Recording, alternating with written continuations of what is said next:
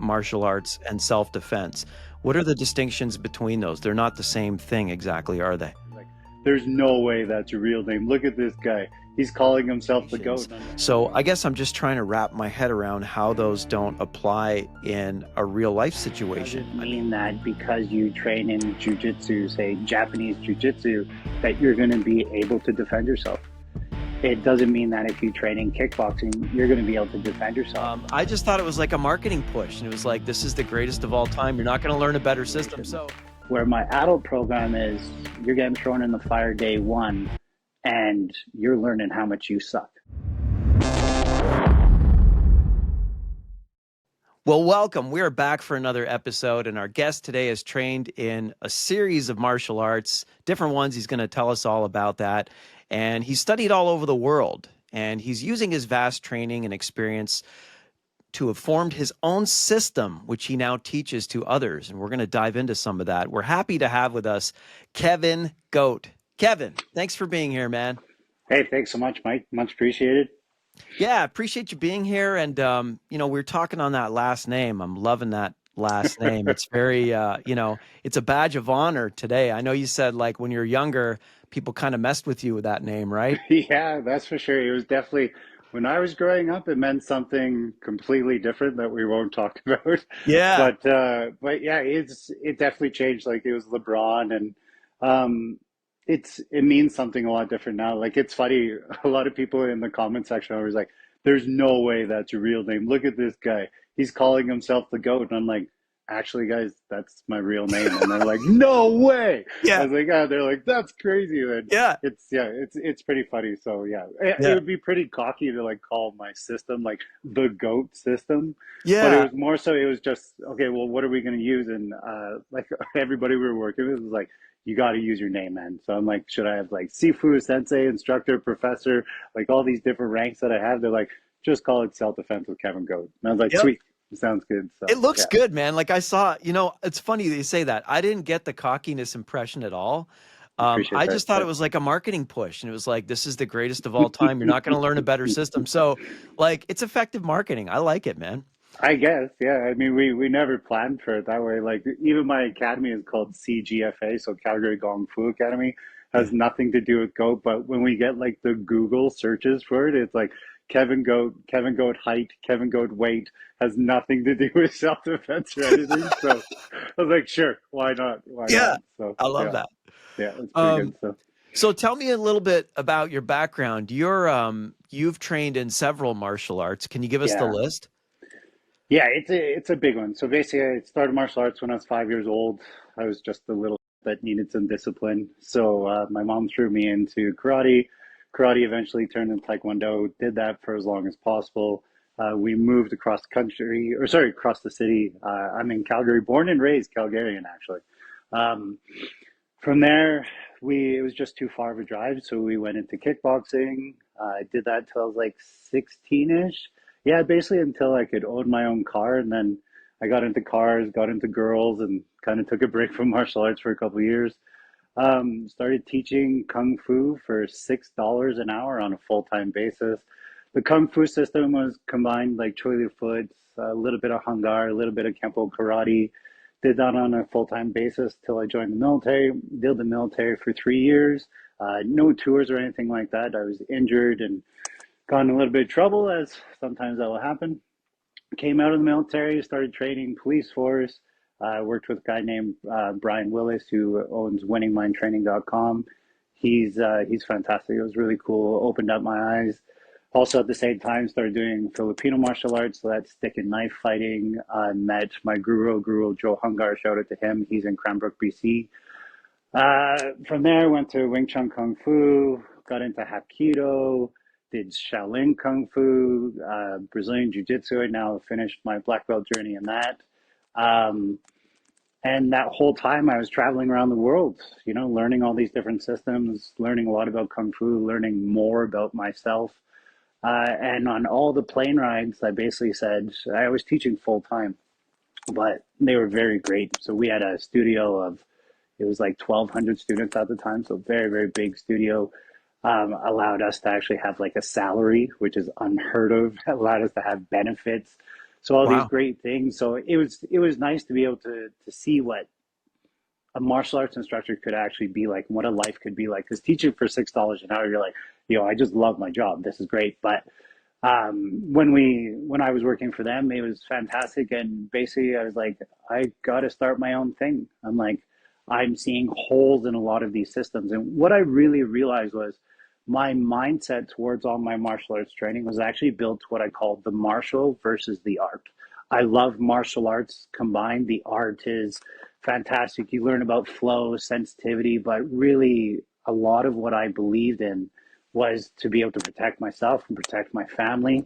And that meant self defense. So that's where Bruce Lee's kind of mentality of strip away the unessential and train the essential really, really took over a lot of what I was doing. And I was like, well, if this works for me at 6'4", 240, this isn't working for my student who's 5'1", 110 pounds.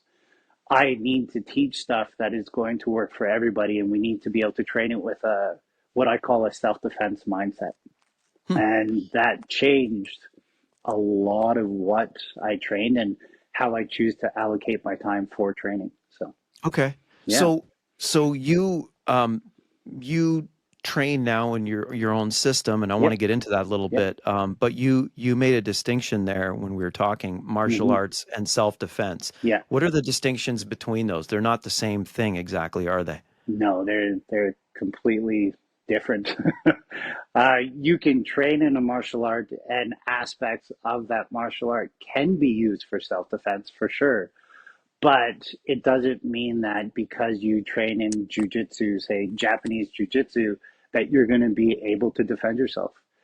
It doesn't mean that if you train in kickboxing, you're going to be able to defend yourself. I know guys who are like well, they're probably like fifth or sixth degree black belts now, who have had their butts just handed to them in a self defense situation, right? Really? Oh, yeah. Oh, yeah. Wow, I Right. never would have thought that. Oh, yeah. It's kind of like a fable that nobody's supposed to talk about. And I'm kind of pissing off a lot of people in the industry because it's like, Yeah. sorry guys, your shit doesn't work, right? Yeah. It's Yeah. how you choose to train it. So when I chose to name my academy the Calgary Gong Fu Academy, Gong Fu means mastery of self. Kung Fu is mastery of self using the vessel of martial arts. But if you're a chef, you have Gong Fu, right? If you're a radio host, you have Gong Fu, right? Your Yeah. ability to speak is mastery. And so I took all those years, and I don't want to knock martial arts in general because martial arts is such a huge part of my life and a huge part of everything I do. But what it really was there are techniques that can work and techniques that can't. So if we eliminate all of that together and we just say, what martial arts has done for me is taught me how to move my body, that's great. Mhm. I call that Gong Fu. But that's like my kids program. My kids program is an individual journey on how to learn more about yourself and learn a basic or small understanding or build visual cues and responses for self-defense situations. Where my adult program is you're getting thrown in the fire day one and you're learning how much you suck when pressure is applied on you and you are failing every day because that's the realism of it, right? Self defense is not fighting. Self defense is not two guys squaring up or girls squaring up and going at it. Self defense is preventing everything from happening, having your ego in control. Anybody can say anything to me or my family, and I wouldn't take it personally. It would piss me off. I would talk about it later with my partner. I would talk about it with my psychologist. I would work on it with my meditations of the emotions that I felt in those moments. But I wouldn't engage in that fight or possibility of a self defense situation because my ego was hurt. That just means I have too many mommy and daddy issues, right? Yeah, So yeah. it's like that's what I mean when it comes to self defense is if you're good at self defense, you've never been in a fight and Hmm. you're really good at avoiding confrontation. And people think that's cowardice when in fact it's the exact opposite. It's choosing to make sure that nothing is going to happen to you and nothing's going to happen to your family, right? Because Yeah. let's just say, for example, like one of the very popular video I have is a road rage video, right? And it was because I got a story and an email from one of the comment sections or one of my followers, and they were just like, you know, man, you were totally right with that video. That was me the other day with my family. You know, I got out of the car, got really mad at the guy. What if the guy had a gun? Right now, my family has to worry about all this Yeah. PTSD. They don't have a father or a husband anymore, and the list goes on and on. And the things that I'm trying to show online, yes, there's physical skill sets to it, but it's true self defense is, well, it's boring. It's more of like a PSA. Yeah. Yeah. And people don't like that. Yeah. People like to see things It's that staying work, out of right? conflict, So right, as they're much like, as possible. one of the compliments I got, Yeah. I was at a car dealership, right? And the guy was like, "Yo, you're Kevin Coe." He's like, "I didn't know you're from Calgary." He's like, "Sick." I was like, "Hey, what's up, man?" He's like, I'm like, "Why do you watch?" He's like, "Because it looks like your stuff actually works." Well, that's only because I have 35 years of training, and everybody said they have a headlock defense, and I chose the best headlock defense that worked for me and worked for, the 5'1" person, right? So that's what I prioritize. That's what I teach. And they're like, "Oh, that's super cool." It's like, that's a mixture of Brazilian Jiu Jitsu with a mixture of blah, blah, blah, blah. Right. And they're like, "Oh, yeah, that's cool." I was like, "But how do you prevent yourself from getting in a headlock?" Right. And his answer was like, "Don't drink alcohol." I was like, there's a good start. Yeah. Right. Yeah. So, Yeah. So so if somebody's going into martial arts per se, mhm. they're doing that sparring, right? They're doing the kicks and the punches and those different like combat Yeah. situations. So I guess I'm just trying to wrap my head around how those don't apply in a real life situation. I mean, they can do those roundhouses and spin Yeah. kicks and all that stuff, but they're just not taught that in a self-defense situation. Am I getting that right? Well, when are you allowed to kick somebody? Maybe that's a better question. You know, I never thought of that. Maybe if they're rolling up on you or they're threatening you, maybe from a distance. I don't know. Oh no, I this mean, is great. Like, so let's yeah, create a scenario, right? So he's yeah, rolling up on you, and what has yeah, happened? So well, let's say you're 10 feet away, right? yeah. What is he saying to you? Well, let's say he's threatening to hurt me. He's threatening to come at me, or he says he has a gun, or just any number of things where my life seems like it's in imminent danger. So if your life is in danger and if you have space, Yeah. run away, Okay. right? Like, that's All actual right. self-defense, right? Like, that's what people love Right. about in my videos. I'm like, listen, guys, if there's a knife, run. If there's a gun, Yeah. run. But Right. let's go to the next stage of, you can't run. Why can't you run? Yeah.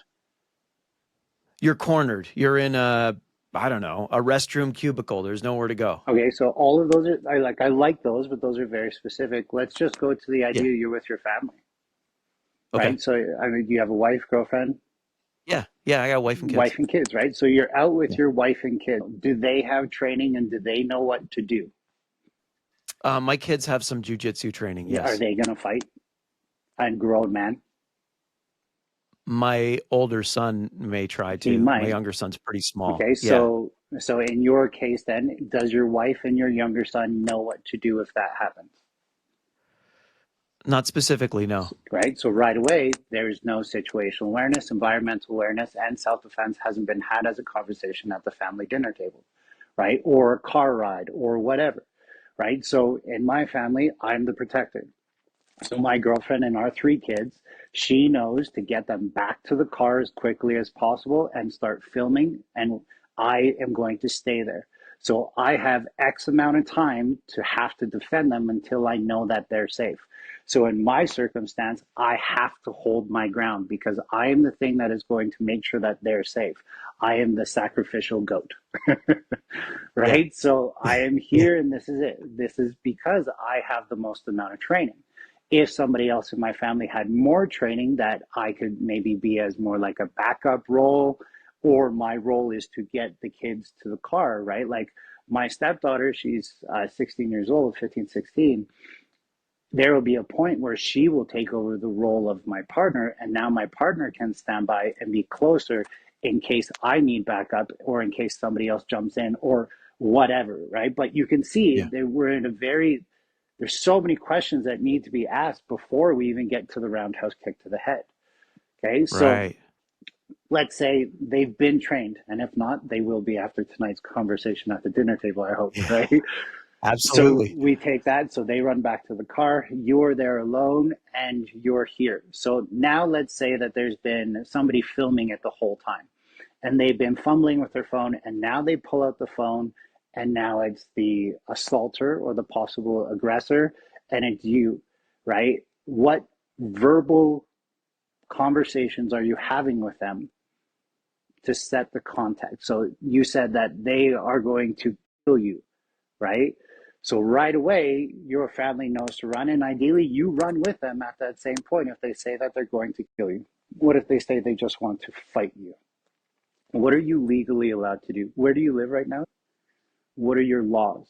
I don't know them specifically, but they have very liberal, I Yeah, believe, gun laws yeah. in the cases of self-defense. So that's going to be different than Yeah, Canadian laws, which are going to be different than yeah, or similar to UK laws, which are going to be different than Australian laws, which are going to be different than Texas laws, right? And mhm, even then, especially in the States, right. your municipalities are going to have different things as well.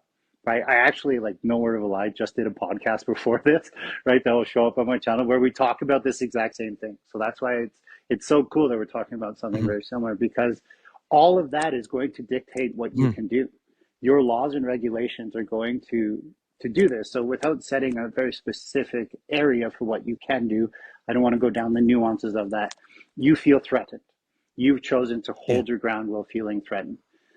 Now somebody's getting close enough to you. So now they're within what's called a reactionary gap, typically 6 feet. Okay, so they come within 6 feet and you give them a verbal line. I can't let you get any closer.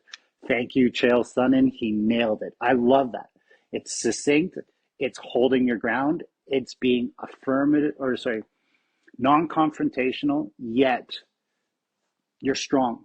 You're not a beta male. You're not backing down right away. You're choosing to be like, no, no, no, I can't let you get any closer. In that point, your hands come up into a defensive posture. You find a stance because now the person at least knows that you're ready, and now they choose to move in. Right? Do you guys wear flip flops and sandals a lot?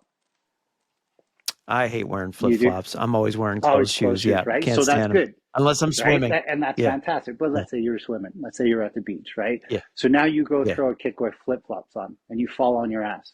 Now, buddy jumps on top of you and starts beating you. Do you have any jujitsu training yourself? No, I Yeah, don't. so you're pretty much screwed if he does, right? Hmm. So in that state, in Yeah. that circumstance, now your wife is filming you getting beaten up, right? Like, all because you chose to throw a roundhouse kick. Hmm. So I've kicked Hmm. for 35 years. I love kicking, other than what Yeah. it's done to my hips, right? So I love it. But the thing is, in self defense, I don't throw kicks. It's very, very rare. If I'm planted on the ground, so it's called a tactical stand up, where I'm on the ground and I'm trying to Mm. stand up. So somebody's standing and I'm on the floor, and I use my basic jujitsu skills of tactical stand up. Now I have a hand for my base and my support. I have my other legs for my support. Now I have one leg that's free to actually do the kicking. As biped creatures, we have to think about that. If I'm going to take away my balance because I'm throwing a kick, am I part flamingo? Do I have phenomenal balance here? Because if I don't, is kicking the right choice? So, what is kicking good for? Proprioception. You learn about your leg in space. You learn about your balance. There's all these amazing benefits that you get from it. But in a self defense situation, I personally believe my hands should be involved first, and then my legs, if my training kicks in, if I have a good amount of training in it, maybe my legs will train or will do something after, right? So, is there a time and a place to kick? Yes. You had spoken about sparring, like Yeah. people go in and they spar all the time. Well, sparring is going to allow Yeah. your visual cortex to recognize and read what attack is coming at you. So it's fantastic. But the only thing is, this sparring, respectfully, is a dance, right? It's, I'm going to hit you, you're going to hit me. I'm going to hit you, you're going to hit me. Yeah. It's two people that are engaging in combat, and it's not really combat. Like, I love MMA, and they're fighting each other, and yes, they're trying to hurt each other, but it's way different than a fight. And until you've actually been in a couple of tilts, you don't know what that energy is like. Because when we're dancing, we're Hmm. also thinking about the other people in the room that are sparring. We don't have the entire dojo Yeah. to just spar. We have to be cognitive of the groups around us, which is actually giving you good environmental awareness, which is nice. But there's also a Mhm. point where you're choosing not to just go forward anymore. You want the ability to move backwards or to move right or to move left. Where in a self defense situation, when somebody's really trying to hurt you and attack you, they're coming forward. Mhm. That's their job. So they come running in at you and just start going. You will be overwhelmed with forward aggression that if you don't have good balance, you don't have good training, you're probably going to end up on the ground. The studies say that 70% or 80% of fights end up on the ground. The real data shows that number is actually closer to 60%. And of that 60%, 30% are one person following to the ground and the other person jumping on top. The other 30% is somebody who's actually Mhm. scored a takedown or attempted to do a takedown on purpose because they have more training, right? So, with all of these things going on, is sparring a good thing? 100% you're going to build Mhm. reactions. But this is where I differ in my dojo is you have to spar with a mindset, and that mindset has to be for self-defense. So again, scenarios are what I'm all about. I take one of my students, I say, listen, you're the attacker today. The other person, you're the Gong Fu student. So what does that mean? Gong Fu, I have self-defense. Why are you holding your ground? Because I'm with my family and they're currently running back to the car. I have to hold my ground. I hope my training kicks in. They get closer and closer. I give them a verbal de-escalation attempt. I can't let you get any closer, right? Okay, they keep coming in, they keep coming in. Okay, now at this point, I feel like I'm justified to strike first. This person is bigger, this person is stronger. I'm going to have to do something before I give them a chance to even hit me or not. So I choose to engage. I have my head on a swivel. I'm looking to see if any multiple attackers, anybody's trying to save them. Nobody's trying to save them. I don't need to do more damage to them. I've stopped the Mhm. threat. Okay, I'm going to just hold them in this position. If I have good jujitsu training and kung fu training, I then can hold them in a position while I call 911 and wait for the cops to show up. This guy said he was going to verbally assault me. I felt like my life was in danger. These are all the things I did. Fantastic. We have executed it perfectly, Mhm. you could say. But you don't get that if you're just going to Monday night sparring session from 7:30 to 8:30 p.m. Yeah. You're going to get a great workout in. But at any point, are you Yeah. role playing what it is that you're doing? So in that sparring session, you could do the same thing. In that sparring session, you could simply just go and say, okay, guys, I'm going to be the defender today. At any point, I feel like I really hit you, like I rocked you with a jab, hit you with a cross, got a nice cut kick to your leg, and you kind of limp off a little bit. I'm going to run to the exit. And then I'm going to come back and we're going to keep on going. It's about winning exchanges for me. It's not about Mhm. like, so say in a 5 minute sparring round, you have 100 exchanges. How many of those exchanges did you win where you took zero damage? Because self defense is defending yourself. That means zero damage to you or very minimal damage to you. Where the other person is the person who's trying to cause the damage, right? Do you need to sometimes cause damage back? 100%. But does it mean that that's how you always fight? No, right? And that's where you'll see in the MMA world and UFC, you will see basically what I call two people trying to inflict their will. But these two people are very smart. They're very skilled. They're truly martial artists. They're not just fighters. They have to feel each other out. Every time I throw a jab, he moves his head slightly to the right. Yes, now in the first round, I've confirmed this. First round, I've seen it. Second round, I confirmed it. I'm setting up my game plan. I know what to do. I know how to possibly hit them. Perfect. But that's a dance to me, right? Where in a fight, it's like you go. Ideally, it's this. Ideally, it's two forces clashing, and whoever has the most amount of forward energy is going to win. But minimal in fighting, minimal strikes are landed. We actually end up hugging each other, clinching each other more than we do anything else. So if you're kickboxing, great. You're not doing Muay Thai though, so that means that you're not doing any clinch work, right? Or very maybe minimal. That's why I think a good complement would be like kickboxing and jujitsu. So now at least you're getting a little bit of both, right? Brazilian jiu-jitsu, right? But I mean that's a whole another long conversation about which martial arts you should train. Yeah, I mean, maybe we'll get into that. No, I love what you're laying out, and I will say I took Yeah, Taekwondo as a kid for about a year, and I yeah, remember sparring, And it's exactly what it Yeah. was. It was a dance. So you're watching the guy, you know he's only going to kick or punch you. He's not going to come in and like take you down like a potential Yeah. attacker on the street. You almost know what he's Yeah. allowed to do, right? He's only allowed to do certain things. I think they even had, because I was like a yellow belt at that time, I think they only were allowed to kick below the That waist, makes if I'm sense. not Yeah. mistaken. Like there was restrictions on Hmm. where they could kick because of our Yeah. lower skill level at that time. So yeah, it's a dance. I mean, I never Yeah. thought of that. That's exactly what it was. I didn't Yeah. feel threatened. It was just like a situation. It was like it felt like Well, a and the drill. reason why I use the word dance is actually because a lot of the Filipino martial arts that I trained in were banned, right? So you weren't actually allowed to practice them. So when the Spaniards came over and they started eliminating a lot of this, people had to find a way for them to still train, even though that they were colonized, to be able to continue to do what they love and to feel protected for their family in case there was a self-defense situation. So they would hide their emotions with their sticks and their knives by doing dances, right? So that's the beautiful part of it, right? Is that I don't think that one is right or wrong. My only pet peeve that I have is when people say that this is what we do for self defense and it's not actually self defense. Or, hey, we train in karate, we know self defense. I'm like, you don't.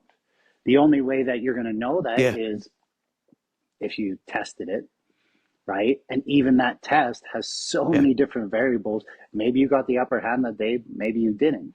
And now, okay, you've lost. Well, yeah, wouldn't you rather fail in the dojo than fail in real life?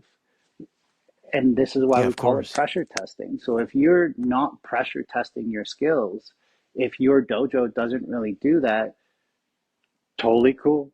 I love it. It's martial Mhm. arts. You're learning about yourself. You're in a great community. You're being active. You're being healthy. There's all these amazing things that are built from it, but just don't call it self defense if it's not. That's my biggest Yeah, pet peeve, and I think that's where a lot of people like my stuff because they're like, it's simple, it's succinct, and there's no bull.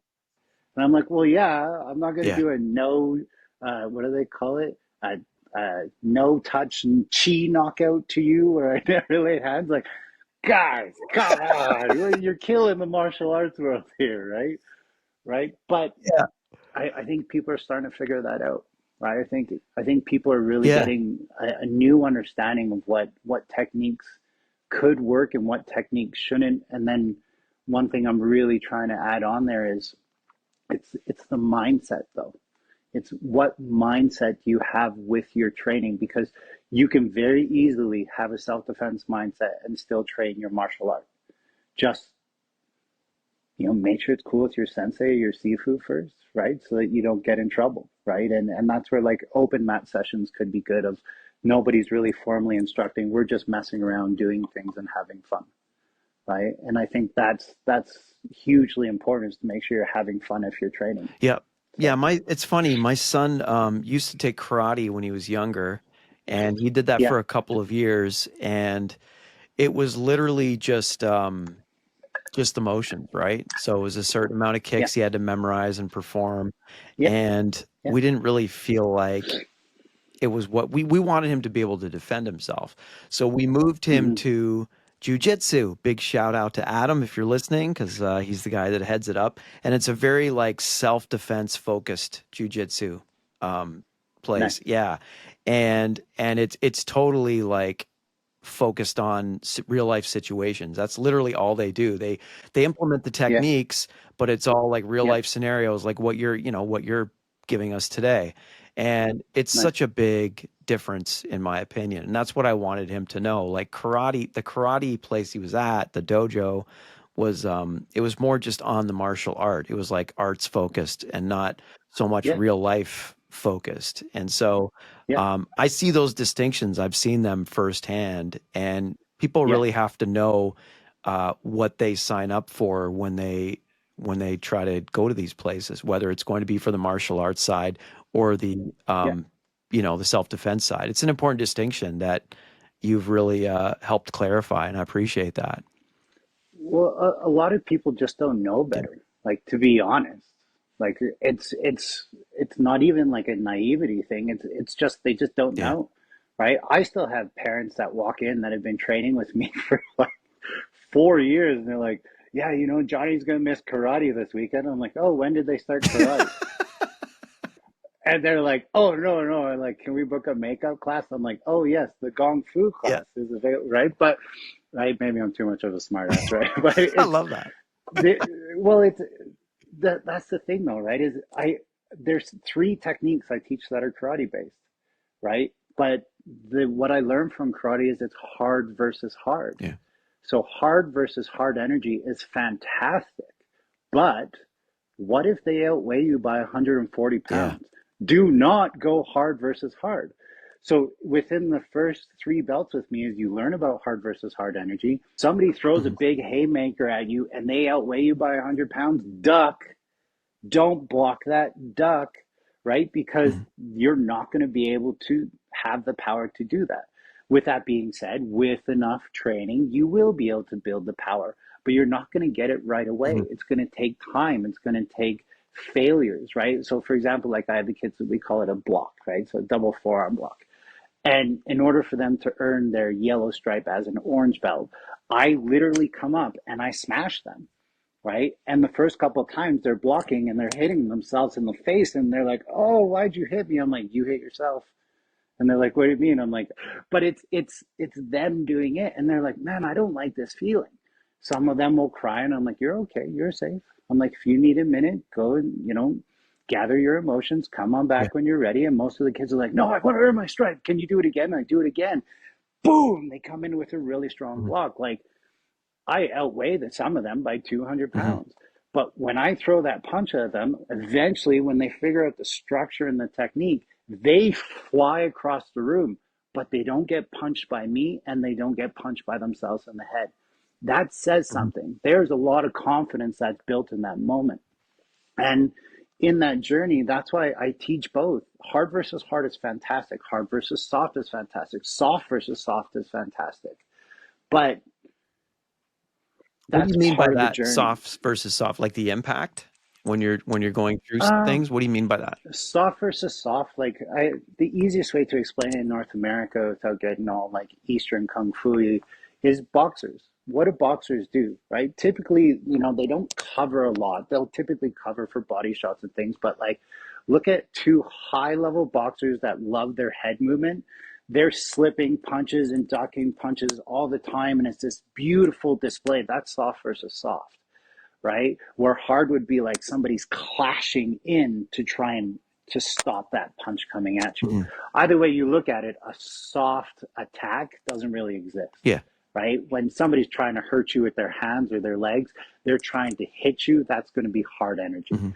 right? But soft versus soft would be you're both very defensive, right? So you're ducking and waiting for your opportunity to hit, which I think is like a beautiful Eastern concept Mhm. in a Western martial art. Mm. But Okay. yeah, Um, so like, clearly you're big on this self-awareness thing. So what are like some practical tips that people can carry with them just for staying aware of their surroundings? yeah. um, so the word is, or two words are situational awareness. Mhm. Are you aware of your situation? This is where you have to make a choice of are you going to be paranoid or not, right? Because when I came out of the military, there was a lot of training that was built into us that I necessarily wasn't aware of. Um, my girlfriend knows that when we go out for dinner, is I always sit with my back to a wall Mhm. and I can see the entrance because if something was going to happen, I would be able to protect her. So my eyes are and my head is always on a swivel. Is it distracting for her at the beginning of our relationship? Yes. She's like, make eye contact, please. And I'm like, I'm hearing you, but I'm also processing a lot of this other information right now. Yeah. And she's like, what information? I was like, well, did you notice the guy that came in and he had a backpack on in a restaurant? Why would he have a backpack in a restaurant? Does he have something in that backpack? Yeah. Is this a bomb? Is this a threat? Is this whatever, right? And she's like, I would have never thought about those things. I'm like, well, that's why I'm the protector and you're not, Yeah. right? So it's about all those little things that you do. One of the biggest things these days, right, is get off your phone, right? Like that's you have no situational awareness, you have no environmental awareness if that's there. If I'm out in public, I don't have two earphones in. Hmm. For me, to be perfectly honest, I don't have any in, Yeah. right? But remember, on the pendulum, I am over here on the side of paranoia because I want to make sure no matter what, my family is always safe, especially now. Like, I think we just hit being the most popular self defense instructor in the world with the most amount of follows. Like, we have 1 billion views, 3.5 million plus followers. I have people that are recognizing me on the streets. Like, some of those people, well, everybody so far has been like, love your stuff, man. Oh, it's so awesome. Pleasure to meet you. I'm Yeah. like, oh, that's fantastic, right? Yeah. Well, other people are going to be like, yo, I'm going to beat up that self defense guy, right? And so right away, that changes things. So when I'm out in public, yes, I'm very nice. Yes, please approach me. But if you get within my 6 feet, I'm going to tell you to back the up, Hmm. right? Because I don't want you that close to me and I don't want you that close to my family. Once we start talking and I get to know you a little bit more, I have nothing wrong with taking a picture of you, but I have to be able to trust you, Yeah. right? Even just saying that out loud right now, somebody could use that against me, right? But that's who I am, right? And Yeah. I've learned to dial it back to find more balance so I'm less concerned, right? Because if I was super paranoid, we would never go out for dinner, Right. right? So there's balance to be found within that. But then there's other people out there. Like one of our most popular videos on my personal self defense channel on YouTube is hard versus soft target. So it basically just shows a guy that probably has never thought about these things because he's lived in a good area of the world. He's never involved in a fight. He's never known anybody that's gone through some traumatic suffering from experiences. He's never been assaulted, like all these different things, Yeah. right? Where there's this really interesting point where he's not naive. He's just never been given the information or thought of these things or allowed it to become a part. So I'm not blaming him for his circumstances, but it doesn't mean that he's going to be a hard target for a criminal. Criminals will look at somebody and right away know, are they hard or are they soft? Can I attack this guy and probably get away with it? Or is this guy going to give me maybe a little bit too much trouble? And I just don't even want to go down that road. I just want to make a quick $100 today and steal his phone Yeah. and go and sell it somewhere. Yeah. Right. So if you can be a hard target, that's great. Hard target's the clothing you wear, it's the confidence that you have in your walk. It's whether or not you're with your family. It's how distracted are you on your phone? Do you have big headphones on? Do you have your hoodie on? Do you have et cetera, et cetera, et cetera? And we're Mhm. just talking about men. It would be different for women, right? It would be all these different things. And that's where it's tough because there's no like quick and easy answer to Yeah. answer your question. I'd be like, be a hard target. Yeah. Very succinctly stated, be the hardest target you can in an area that you may or may not believe is safe. But if you believe it's unsafe, be a harder target, right? And depending on, which state you live in the States, right? Carry or don't, Yeah. right? Because if somebody sees that you're carrying, guess what? You're a hard target. Right. They're not going to like it. Like I just recently was in Minneapolis, and a very liberal state, yet it has the highest concealed carry out of all the states. That's crazy to me. Hmm. Hmm. We hate guns, but we all carry them, Yeah. right? And like to me, that's just so backwards because in Canada, like nobody carries, so we all feel like we're safe. But that really just means that criminals have more access to guns than we do, Yeah. right? So that's why I train with a gun and train with Todd Fauci with the IDS program, because it's like gun attacks are becoming more and more common in Canada now, that it's like if I'm not trained against it, oh, wow, there's a disadvantage, or there's what I call a hole in my system. So we have to be able to fill all those holes. And that's why I train in so many different martial arts, because like, Taekwondo is all about kicking. Jiu-Jitsu is Hmm. all about the ground. Hmm. Well, what if you're a jiu-jitsu guy and the fight or the self-defense situation stays standing the whole time and your jiu-jitsu fails you? Or what if they're a boxer and they have jiu-jitsu skills and you're only a jiu-jitsu guy? Well, Hmm. you need to be a very, very high level jiu-jitsu practitioner to be able to nullify that. And you also need to be the same size, if not bigger, Yeah. Yeah. right? So when people say that size doesn't matter and technique will trump everything, there's a caveat there of, well, there's a weight class differential that will determine when your size, or sorry, your skill no longer matters because of their size, Yeah. No, right? that's And that's why, yes, sir, go ahead. no, man. No, you're good. No, that's just great. Like building up that situational awareness and being a hard target. Yeah. That's a really good takeaway from that. What advice would you give to someone who's new to self-defense, or they want to take it on, or they want to learn it, and they're not local to you because clearly you're the place to go if they're in Calgary. But if they're Appreciate that. not, yeah, man. But if they're not, what do you recommend? What are some things to look for? This has been the toughest part about this, right? Is one, we never planned on going viral. I had worked with the Buddha brothers, fantastic guys, shout out to them. And they're like, "Hey, we love your stuff. You're doing some really cool stuff that we've never seen here before. Let's film your content." And I was like, "Cool." I was like, to have my curriculum like Yeah. documented by like high level like photography and videography, like this is fantastic. I was like, "Yeah, Yeah. let's do it, guys. Let's do it."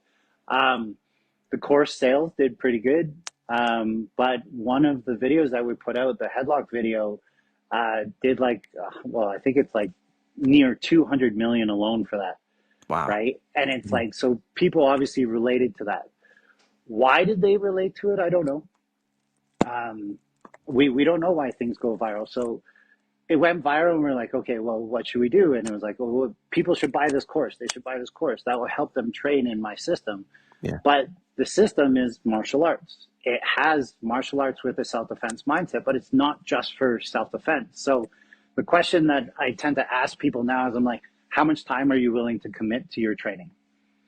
And the brutal, most honest response is less than half an hour a week.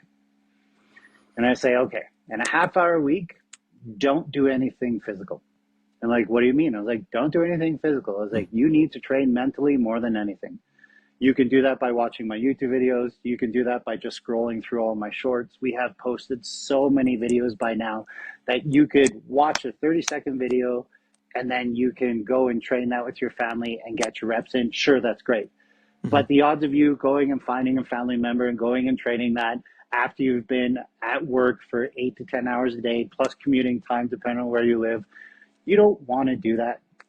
So then the next question I ask is, okay, well, if you want to do more physical training, then what is your main focus of that physical training? Because my program that is on buddhabrothers.com, make sure you use KG Defense for a 20% discount. I'm Okay. finally learning. I'm finally getting good at this stuff, right? All right. Um, Cool. We'll is put that in the you, show notes too, brother. yeah, please do, please do. Yeah. Right? Is um, you can do that training at home by yourself, or you can do it with a person. It's all developed. Obviously, if you're going to be working on combat, it's good to have partners. But do you know how hard it is to find a partner? Right? Mhm. Like my girlfriend doesn't want to train with me. Right? She's like, you squish me too much. Right? I was like, but you need to train this. She's like, I'm with you. I don't need to train this. I'm like, but Yeah, she's with the goat, man. yeah. Right. But you need, or I want her to. So she eventually trained in the system and she built some skills. But is she going to be good in a fight or a self-defense situation? I have no idea. I Mhm. have no idea. Right. So there are things that you can do to train, but it all depends on your level of commitment. I want people to be healthy. I want people to be active. I want people to experience the life that I got to live and I currently get to live as a martial artist. And Mhm. I love it. Before my body started shutting down on me because of all of the years of training, right? I would wake up in the morning and I would train for 2 hours solo. And then I would meet up with my friend and we would train 2 to 3 hours before work. And then I would teach martial art for 8 hours. And then I would train 3 hours at nighttime. And I did this Monday through Friday for years upon Mhm. years. And then every weekend, if there was a seminar where somebody like Dan and Asanto was coming in or anybody, I would go train with them and learn with them and all these different things. Mhm. That's why my self-defense program is different than my Gong Fu program, although they're very, very similar. They teach almost the exact same things, but it's how many hours are you willing to put into it? So if I was somebody who is watching this show right now, I would basically go on Instagram because it's well, YouTube has better search functions, right? But go on Instagram and just look up the most popular videos and be like, Hmm. oh, I'm really scared of this. Yes, I'm also scared of that. Excuse me. Because you have to find out the things that you're most scared of. A very popular one is, what does a smaller person do against a larger person? Right? So tons of people want to know what to do with that. So it's like, okay, well, research those videos, go and look at those videos. But going back to our previous conversation, if you want to be good at self defense, it's mental. It's Yeah. preventing situations from taking place. So, in my opinion, you don't actually want to get good at self defense if you want to physically train. What you want to do is you want to be able to live less paranoid. And because you choose to live less paranoid, if somebody ambush attacks you, you want to be able to know what to do when you're ambush attacked. So Hmm. then look up those things: attacks from behind, right? Hair grabs, how do they put you in a headlock? Bear hugs from behind, right? Because if you can see somebody approaching you, you should be able to create space and create footwork. Well, how are you going to train footwork? Well, you got to know what footwork is. You got to know what stances are. You got to try and move like a martial artist. Well, that's great. But when I was traveling in Hong Kong, I couldn't move like I used to because I was jammed in this tight little subway, right? Hmm. Somebody could have easily stabbed me in the back. So it was like Yeah. every time I was in the subway, I was like, okay, if I don't have a seat, my back's against the wall, Yeah. right? So now, okay, at least I can see all the attacks. But that's why I started training in Wing Chun Kung Fu, because it was like, okay, I can't move. Now I have to hold my ground. I have to be very good at this very close range martial art. So for people that don't know, I categorize things into 5 different ranges of martial arts: a weapons range, a kicking range, a punching range, what's called a trapping range. So it's kind of in between grappling, where you're like hugging, and in between punching. And that's where Wing Chun Kung Fu and Filipino martial arts excel at, right? Is finding comfort in this uncomfortable space. Hmm. In Canada, we hate when people are close talkers. In North America, we hate that, right? But Hmm. in Hong Kong, this is where you start your conversations. Out here, it's too loud, so you get in really close. So where are you most comfortable at, right? Where Hmm. are all of your training at? I was a specialist in the kicking range and the striking range. Well, then I met somebody who's good at weapons. Okay, well, I'm going to learn some weapons. I got to be good at that. Now I had Yeah. big holes in my system, so now I have to go and train this. So the question I get a lot is like, okay, well, which martial art should I train? Not the question to ask yet. Now you need to find the environment that works for you. Because what if you're broken like I am, right? Like I have a lot of guys who are like, I love your system. I want to train your system. They're like, I just can't do a lot of ground fighting. I was like, don't come to my Gong Fu class then. Come to my self defense class. Because my Yeah. self defense class, you'll be able to work at your own pace, but it's going to be much, much slower. Where if you go to like a BJJ gym that is known for competing and winning medals and all these things, that's fantastic. You have very quality instruction. They're putting out good fighters. But if you're worried about getting injured and not working the next day, that is not the place for you to go Hmm. unless the environment is really good. And the environment is dictated by the instructors and the people that are there, right? Yeah. It's also self advocacy of making sure that it's like, hey, I'm injured. Hey, don't mess with my hands. Hey, don't put on a quick wrist lock. Hey, don't do this and this. Like, you have to tell Hmm. people to do that. So that's usually the biggest deterrent for people training is they're worried about getting injured, right? Yeah. But that's only if you're training 6, 7 days a week like I am, right? And if you're training that much, like, yeah, I get injured. Yeah, I have arthritis in my fingers from jujitsu. Yeah, my spine is messed up. Yeah, I have tendonitis in every joint of my body, but you don't have to be like me.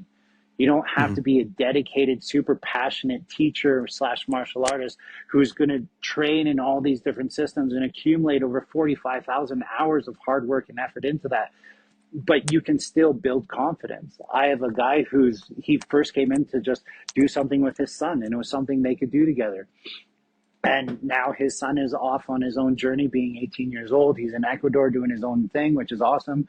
And his dad is still coming in and training because he found that the community was really awesome. He's an optometrist, so his hands are very important to him. And he's able to train every day. But people know, like, don't go super hard. Yes, go hard, but don't go super hard, right? Yeah. Like you can change and ramp up your levels of training and not, but all of that comes down to good communication.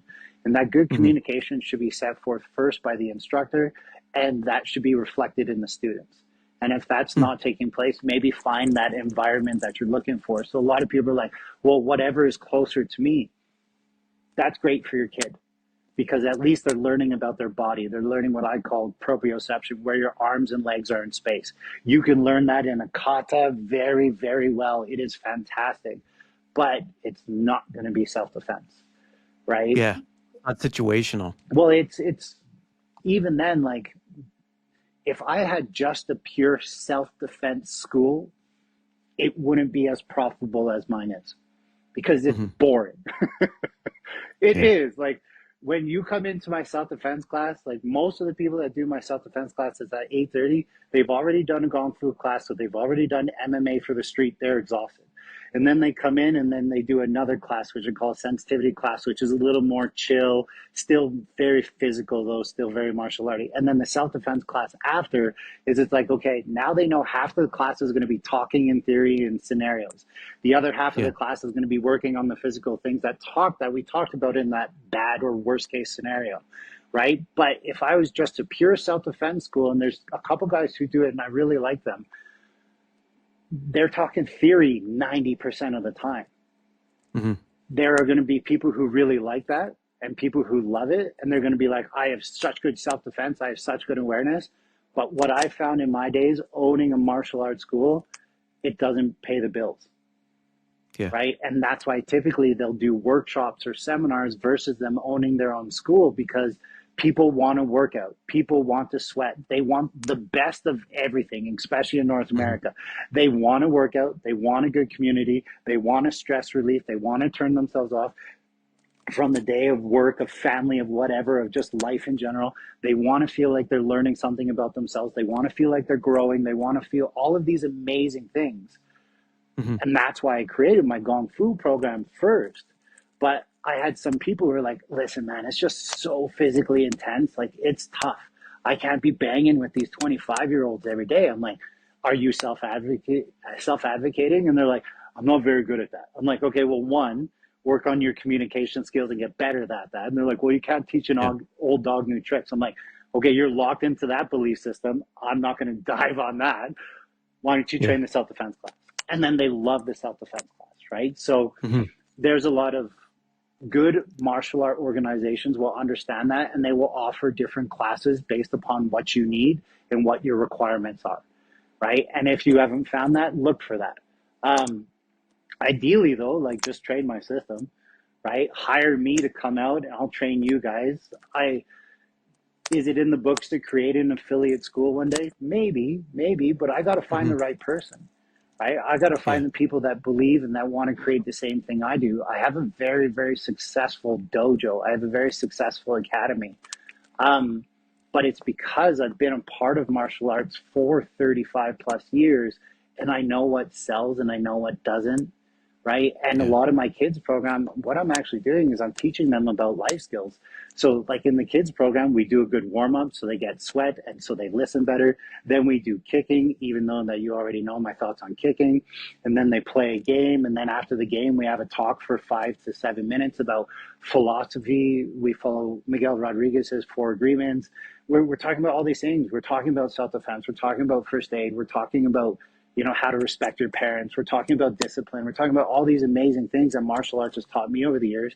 And then we go into punching, and then we go into dive rolls, right? And that's your everyday class with the kids. They get to be a partner. They get to do individual things.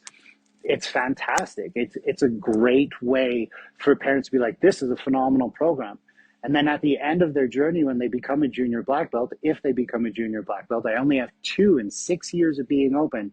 So that says something about the standard of I'm not just a black belt mill of what they call it, or McDojo of, Yeah. oh, here, pay your test fees and you get it. I don't charge test fees. Yeah. I charge to pay for the Mm. belt, but I teach the kids about failure. The first time my son failed his test, he was like, oh, I don't want to do martial arts anymore. I'm like, now we learn Hmm. about discipline. Now we learn about Right. perseverance. Now we learn about all these things.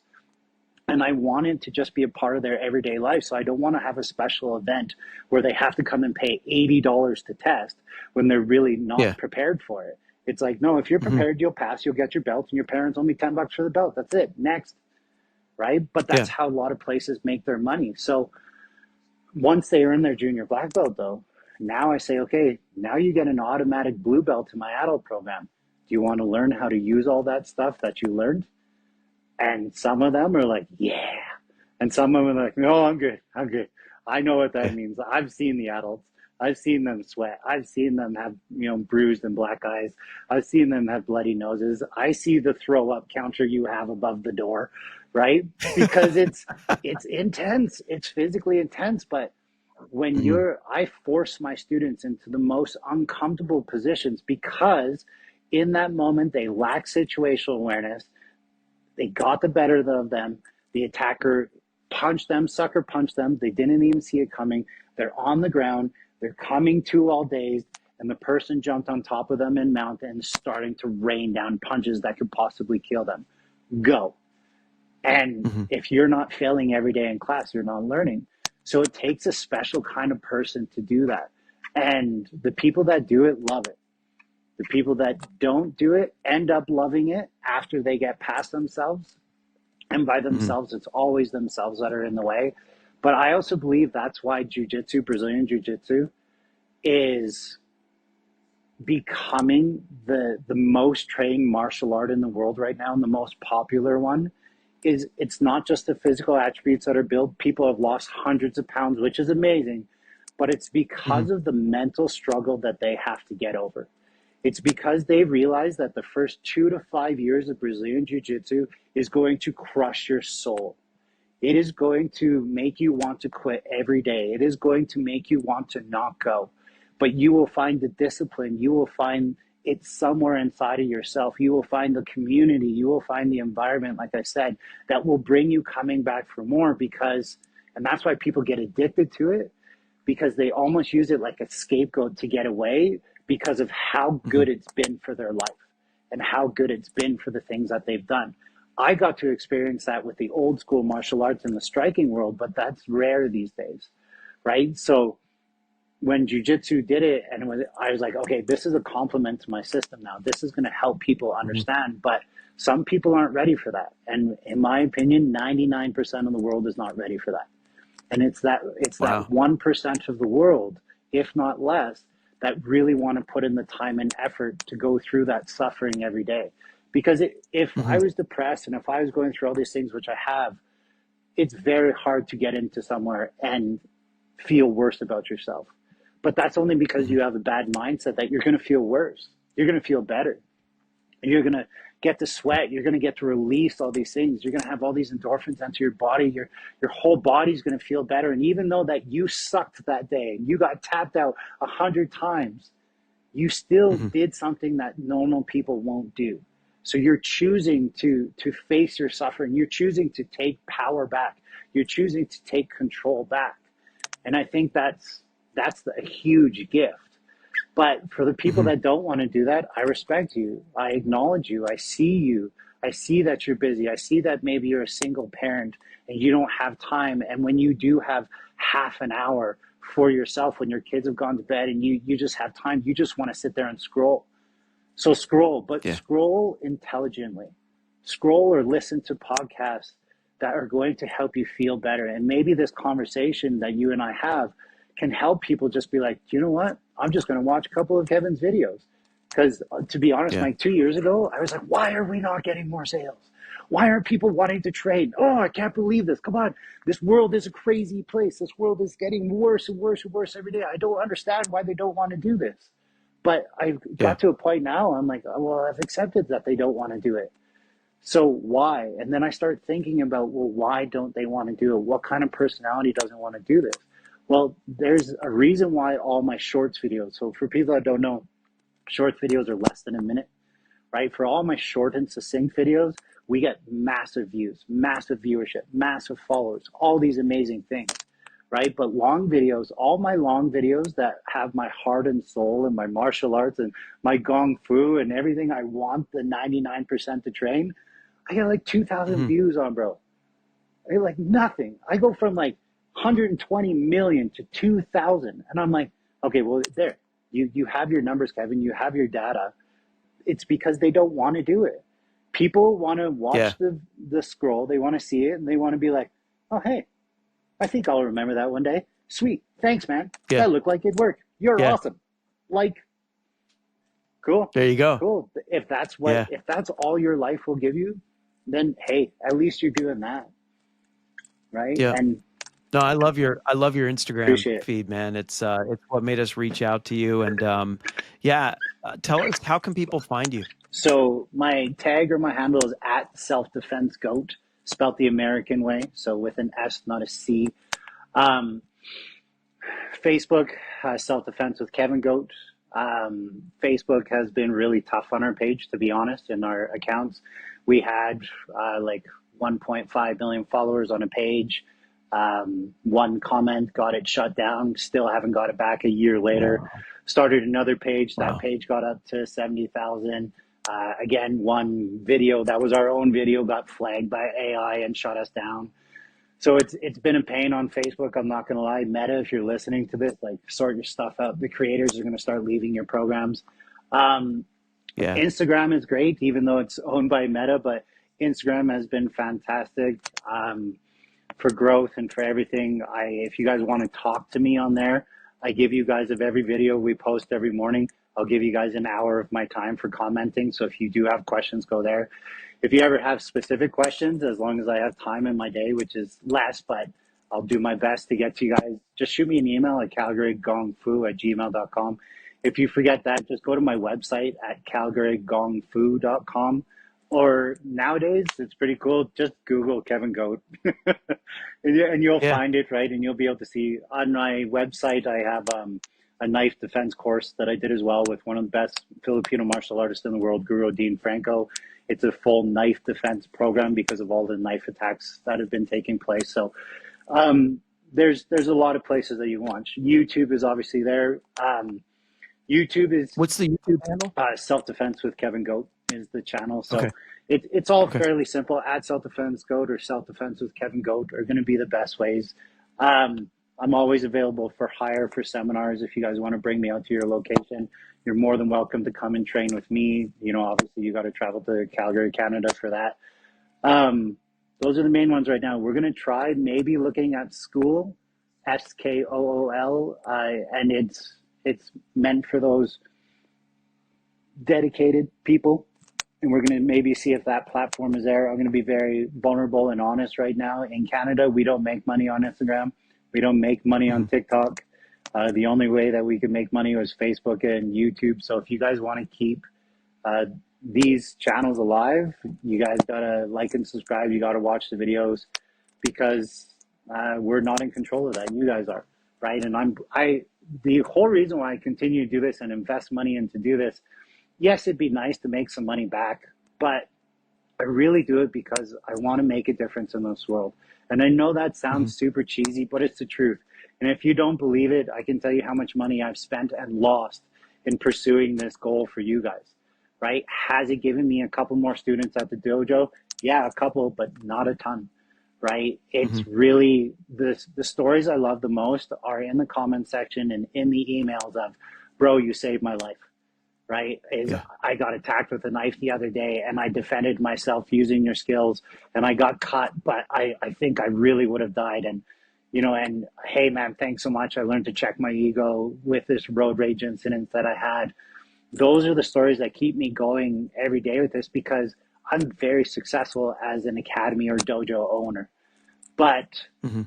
when it comes down to this online stuff, I want people to have the fast track that took me 35 years of martial arts training, that really took me 20 years as an instructor to get to a point to be able to be like, hey, listen, just follow this guy's feed and he's going to give you some golden nuggets and listen to those golden nuggets and take it as you will with it. Right. But I actually want people to feel safer in this world because it's getting unsafe. And the stronger that we make our citizens, and the more confident that they feel about themselves, the more that we're going to deter the criminals from wanting to attack soft targets. Because if everybody in this world was a hard target, it would actually be a safer place. Right. Yeah. So No, it's Yeah, 100%, man. And Kevin, just yeah, appreciate you being here and everything that you're doing. You're one of those people that makes the world appreciate that. better. So just keep at it, man. And that'll do it for this edition. We're out of here. Leave us a comment if you have any martial arts experience, self-defense experience, which system Nice. worked for you. And we always appreciate you guys hitting us up at mikecpodcast.com. Until next time, bye, everybody. The Mike C Podcast.